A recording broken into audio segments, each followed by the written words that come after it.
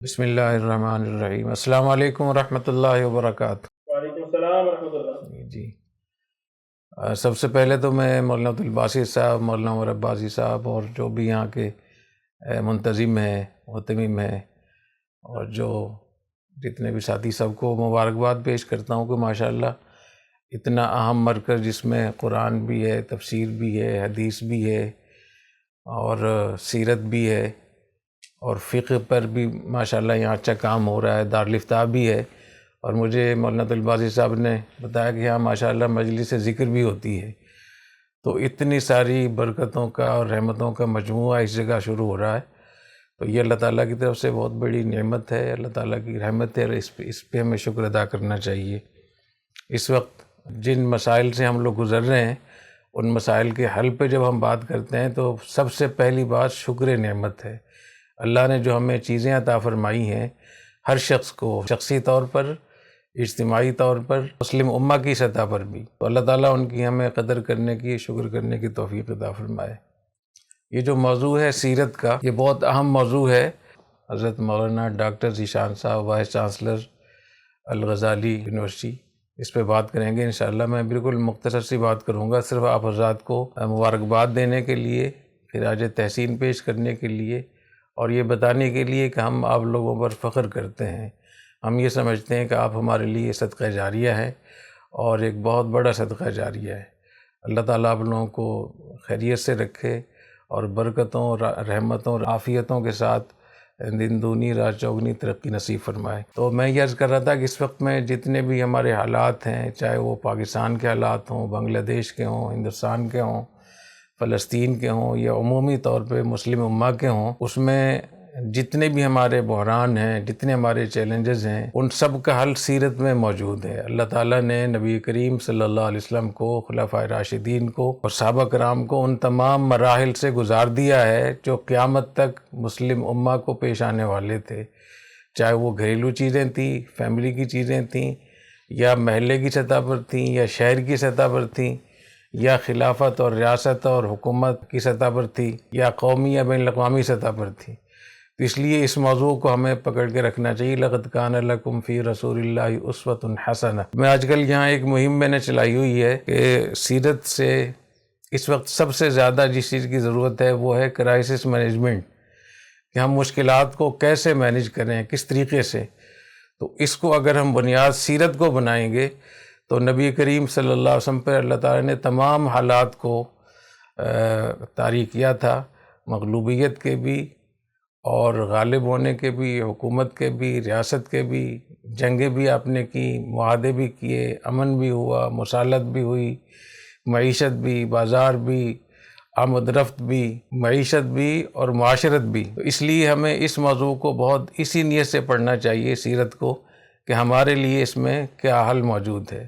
اور اس کا خلاصہ میں پانچ چھ چیزیں بتاتا ہوں۔ سب سے پہلی چیز تو یہ کہ ہمیں اللہ کی رحمت سے امیدوار ہونا چاہیے، اللہ سے امید رکھنی چاہیے۔ کبھی بھی کسی کو نا امید ہونے کی اجازت نہیں، گناہ ہے۔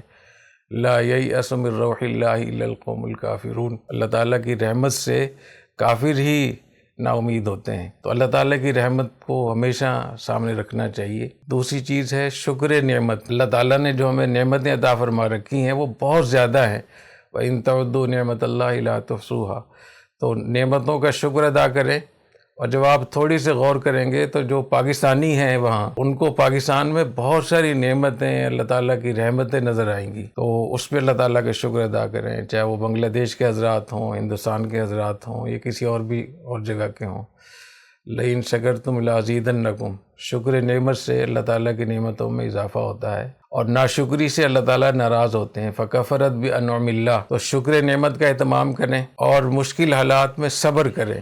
ناگوار حالات میں صبر کی تلقین کی گئی ہے، اور اس کے ساتھ ساتھ ان مشکل حالات سے نکلنے کی تدبیر کریں۔ یہ بھی سیرت کا بہت بڑا باب ہے کہ ہمیں ان مشکلات کے اندر ہی رہنا نہیں ہے، ان سے نکلنا ہے۔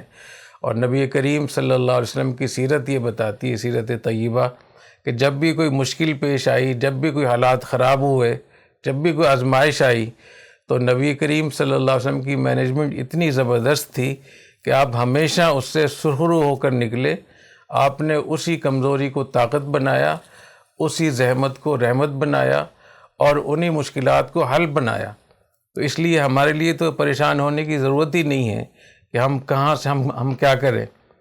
تو شکر نعمت اور صبر اور تدبیر میں 2-3 چیزوں کا خیال رکھنا چاہیے۔ ایک یہ کہ ہمارے بس میں کیا ہے، لا یکلف اللہ نفسا الا وسعہا، ایک آدمی کے بس میں جو کچھ ہے اسی کا مکلف ہے، اس سے زیادہ کا مکلف ہی نہیں ہے وہ۔ اس کے پاس جو وسائل ہے ممکنہ طور پر ابھی موجود ہیں یا جو وہ حاصل کر سکتا ہے، اس کی روشنی میں وہ تدبیر کرے، اور تدبیر میں تدریج، پتہ نہیں میری اردو آپ لوگوں کو سمجھ میں آ رہی نہیں آ رہی، ڈاکٹر صاحب سمجھا دیں گے۔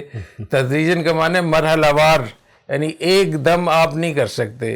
نبی کریم صلی اللہ علیہ وسلم پر قرآن مجید 23 سال میں نازل ہوا ہے، وَنَزَّلْنَاهُ تَنزِيلًا، ہم نے اس کو تدریجاً آہستہ آہستہ نازل کیا ہے۔